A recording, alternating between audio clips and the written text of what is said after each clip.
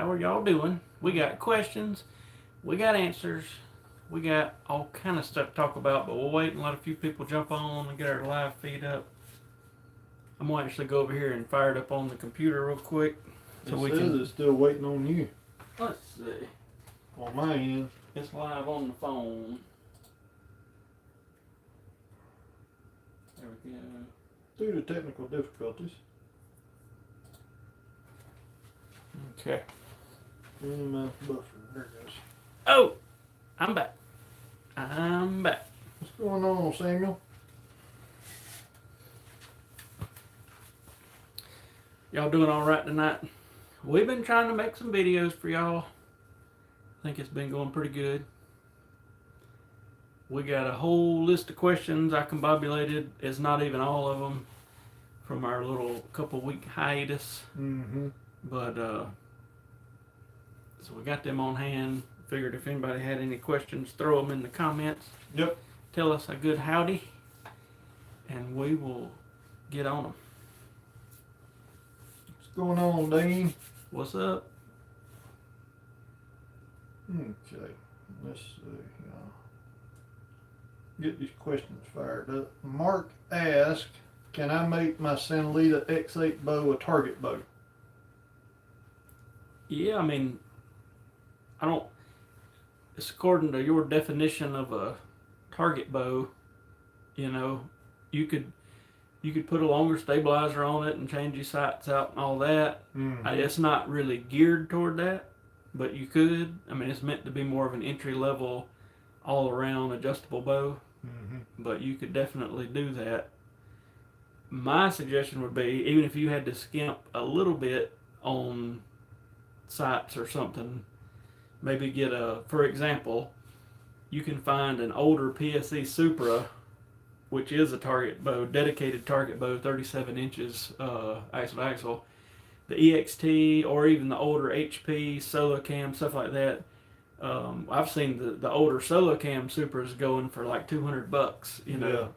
Yeah. I've seen the EXTs going for $3 and $4, which is only a couple-year-old bow.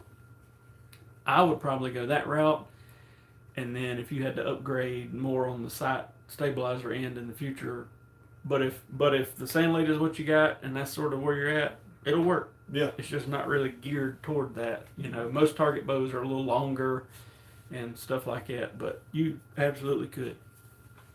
Let's see. What up, Brad? What up, Mr. Muddy Ducks? MD in the house. Let's see. We're still waiting on that picture of the broadhead straight through the big toe. Let's see. Says shooting Easton Actions 5mm, not full metal jackets, wants more speed. Let's see. Let me get back over here to our questions. Let's see. Zach asks, how do I get involved in my local 3D shoot? I would, well, I don't know where you're at, but I would Google, you know, archery clubs near me type thing. Worst case, find an archery shop near you, go talk to them and say, hey, is there any archery clubs? Just find somewhere. There's got to be something within an hour, I would think, that's having an organized shoot, and then pretty much just reach out to them or just show up. And even if you've never shot before, just say, hey, I'm new, you know, whatever, and somebody will let you join their group and shoot, and then kind of go from there. That's what I don't know how many times we went to local shoots and either needed a person to shoot with us, because a lot of places you got to have at least 3 to shoot, and it's easy to find somebody, or we'll just see a random person standing around, hey, you need somebody to shoot with, come on. So yep, pretty much archery people are pretty cool for the most part. Oh yeah. Let me get back on the live feed here. Mr. Muddy Duck said it was bad. I know one other guy that did that. It's been like 10 years ago. I didn't see it happen, but he came into the store and took his shoe off and showed me, and it was real bad. He dropped an arrow. He was at the tailgate of his truck. There's down in Georgia, used to have this little shoot. Anyway, and he had some broadheads with him and was taking them all. I don't remember what he was doing, but he dropped an arrow and had on flip-flops, and it tore that toe up. Ooh, man. Let's see. William asked, how can I speed up my bow? bunch of ways. I mean, you could shoot a lighter arrow, you can increase poundage, if possible, increase draw length,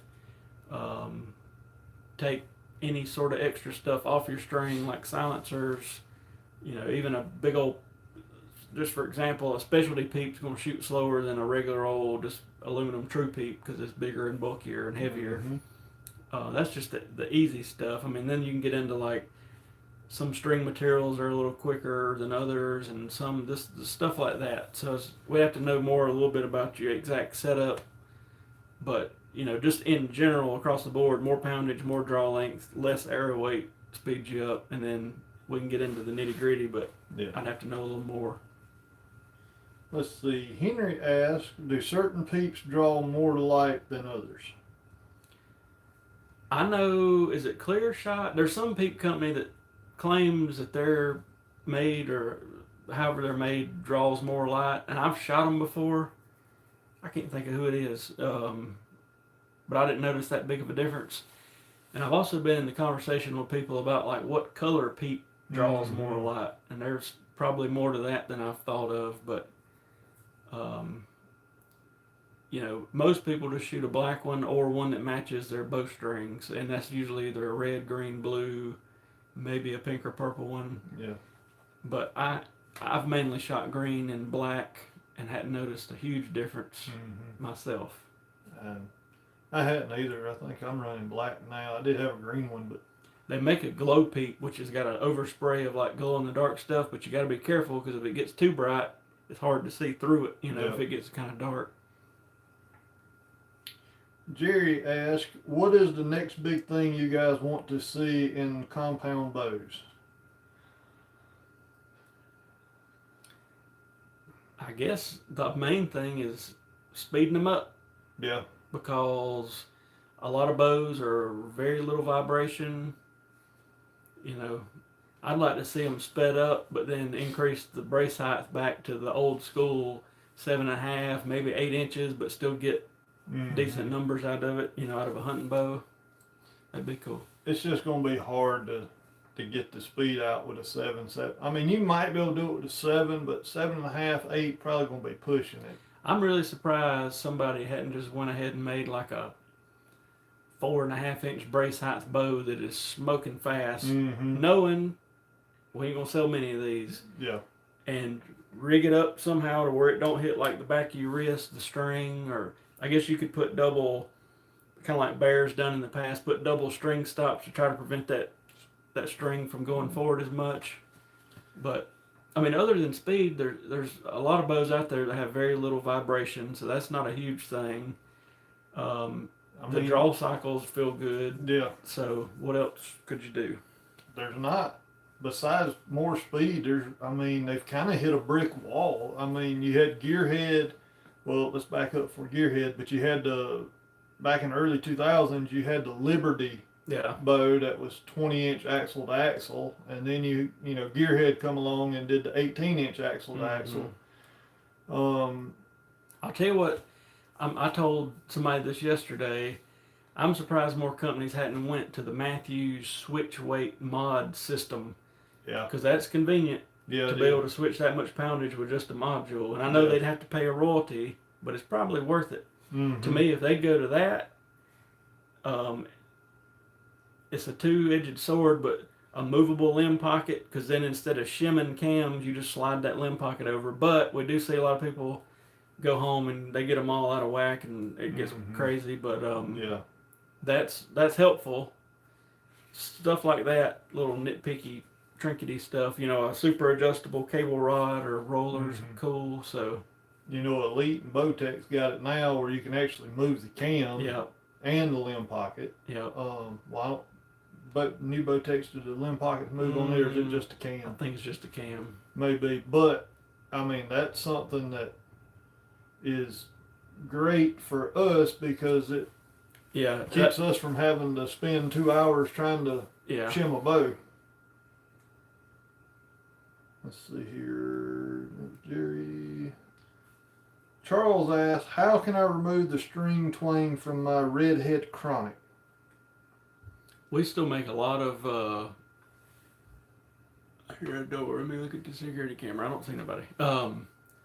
We still make a lot of strings for those bows, and that's a probably 10, 12-year-old bow that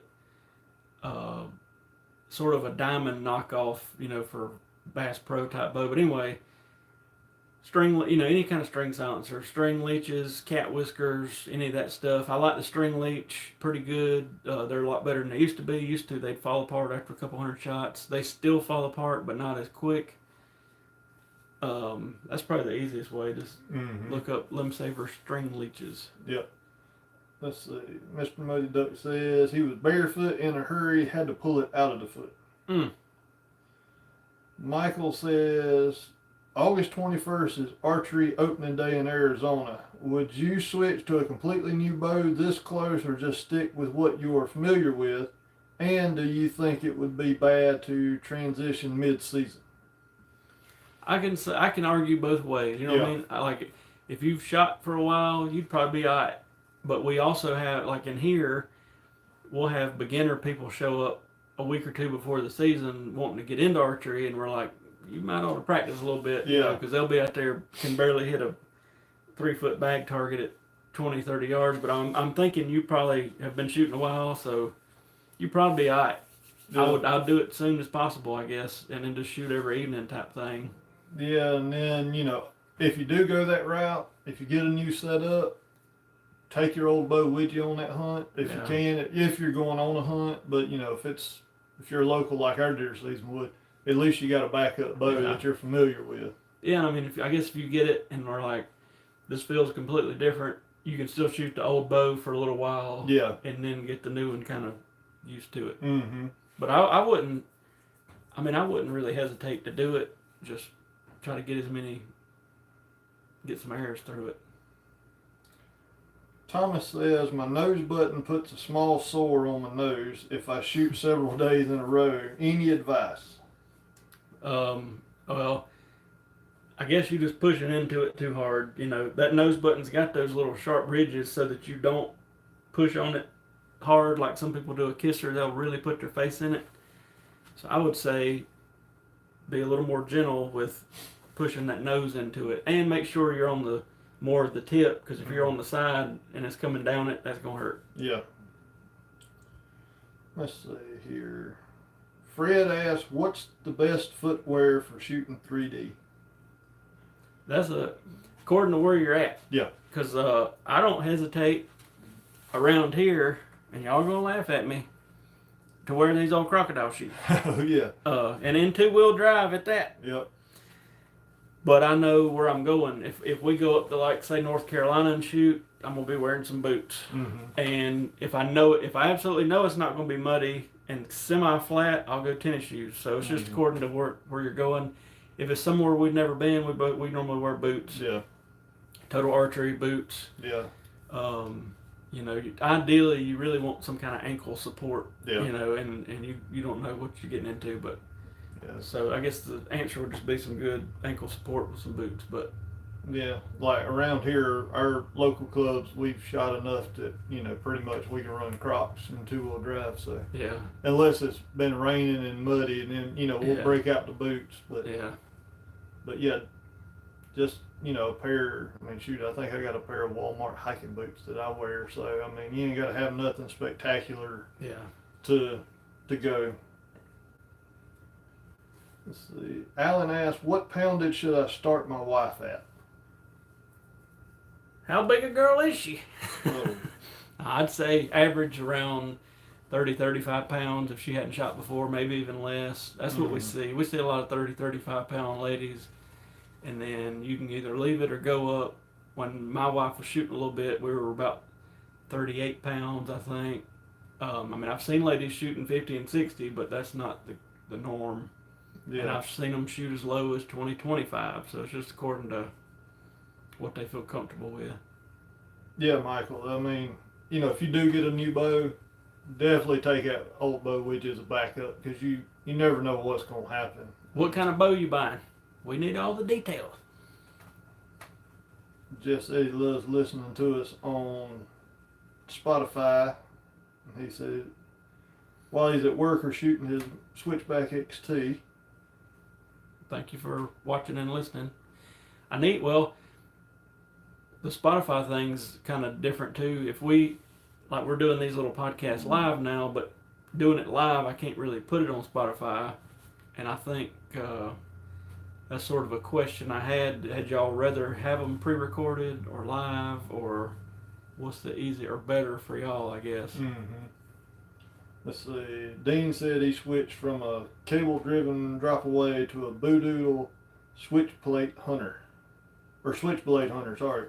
He said tuned up quickly and accuracy is better. Yeah. What up, Muddy Ducks? MD in the house.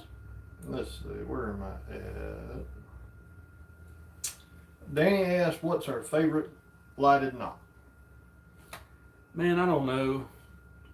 I guess the Glory Knock still, but we had some duds come through last year, and the batteries wasn't even working straight out of the pack brand new, and that kind of whatever, but I still think that it's so easy to use those that it's worth it, and they're like $5 cheaper. Mm-hmm.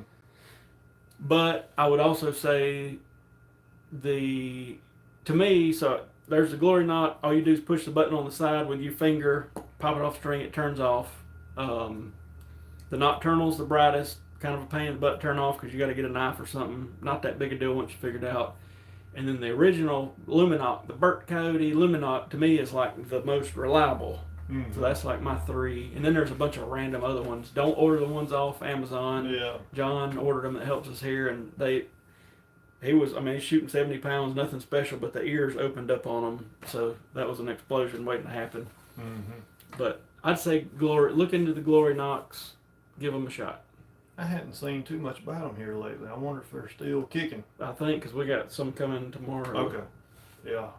I guess I like the Glory Knox because they're the easiest to turn off and on, by far. But here right now I'm running Nocturnals, just trying something different. I got the red green strobing ones, just to try something different. And the Glory Knox, last year before, like, it was a big Glory Knock, and we got in the boat with them, and then you couldn't find any. Yeah. We couldn't order any, and I was like, good Lord. So yeah, I'm not super loyal to any one brand on that deal. Me neither. Larry asked, what poundage do you guys hunt with? Around about 65 for me. That's where I'm at. I mean, I've shot 60, I've shot 70, but I always end up right around 65. Just comfortable. Mm-hmm. Well, and depending on what part or what neck of the woods you're in, you get a super duper cold, like up Illinois, Ohio, and even out west, Kansas and everything like that, you get a good cold morning, it's going to be hard. I need some help.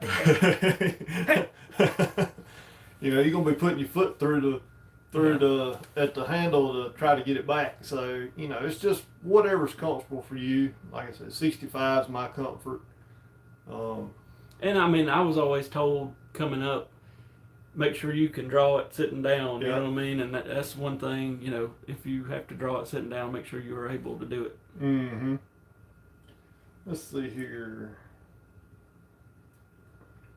Mark asks, how do I keep my peak tubing from popping off? Mark, it could be 2 things. 1, if it's old and dry rotten, replace it. Or 2, it's just too short. Mm-hmm. A lot of people come in, and we can pull them things back on the draw board, and it's pulling so hard on that string that it bows the string in, and that can cause tuning issues and all that, and I've seen that happen. So really, you want to take you a piece, have somebody draw your bow back, hold it up there, just take off about an inch or 2. It ain't got to be super tight. All it's got to do is pull that peep straight if that's the type of peep sight you like or have to use or whatever. Mm-hmm. So I'd bet you tubing's too short. Mm-hmm. And we see it even on a lot of like the package bows or something like that. Yeah, the Bears and PSCs, they come with that tubing peep, and I remember we put one on like 30 or something the other day, and it slapped off, and I was like, okay. So, but that's all the questions I had there. Questions. We're in South Carolina. Our season opens September the 15th where we are. Georgia, which is only about 15 minutes away, up this way, they open, I think, 2 or 3 days before us. Mm-hmm. I don't know about North Carolina, but Oh, either. in upstate South Carolina up here, our rifle season won't open until middle of October. But in the low country, a couple hours west of us, they just open up everything August 15th and let it eat. So I'm kind of glad we don't do that here. It's too hot. But that's what we got. So we're in the middle of busy season for the next 2 months, pretty much. Be wild. We've had some doozies dropped off. Had one dropped off a while ago that was in pieces. So it's that time of the year. What up, Brad McAfee? What's up? Jeff says, do we make strings and cables for all bows, and how is the best way to get a hold of us? So strings and cables, any bow, go to archeryshackstrings.com, and that's how we take our orders for all those things. It just, people call every day. We used to take phone orders a couple of years ago, but it gets to be a mess because you got somebody's credit card wrote down. You know, we don't like credit card numbers sitting around, even though we were shredding them, and it's easy to, the phone, you know, we got like 3 lines or whatever, the phone ring a couple of them at the same time, and you misplace an order, so the website just keeps us right in order. Archeryshackstrings.com. What's the code? Use podcast 15, I think. I think it is. If you use the discount code podcast 15, it'll get you 15% off, but that's the easiest way to go about it. North Carolina opens up September the 11th. Okay, so they're right there with Georgia. Right with us in Georgia. Yeah. I've never hunted in North Carolina. I've hunted in Georgia and South Carolina, but which North Carolina's a little bit. It takes about an hour if you went the quickest route to get there. So. Yep. Our buddy Stanley, that's not on here, he said he was in here Saturday. Said he's fixing to make him a road trip. Where did all he say he was going? Ohio, West Virginia, and all over. He was going all over the place to do some deer scouting. So he popped in on our video Saturday or Sunday or whatever day it came out. Yeah. Stanley. But anyway, it's good to see y'all. Yep. We'll try to keep this up unless y'all want to do something different. I've still got a bunch of questions I can go through from when we took our little couple week break there, and but it seems we like this format because it's kind of, the podcast and the live feed was similar because it's questions and that sort of thing. So we just kind of combined it all into one and then started doing these other videos. So worked out pretty good for us. But if y'all like something different, we are up for any kind of suggestions on that as well. Or if a different night works better for people, or whatever, you know, we kind of flexible. I know Friday and Saturdays usually don't seem like people are out and about, so they don't. When we went live, there's not as many people, but any other night seems to be all right. I know when we were consistently coming on here on Thursday, I think people kind of expected it, were ready, and we'll get back into that routine. But anyway, if y'all need us, call us and or email us or whatever you want to do, and we'll be happy to help. But y'all be safe out there. It's been cool this week here. Well, I say cool. It's been low 80s. Last week was high 90s, so we can breathe this week. But if y'all need us, holler at us. And if not, we'll see y'all here in the next day or two on some videos. See y'all.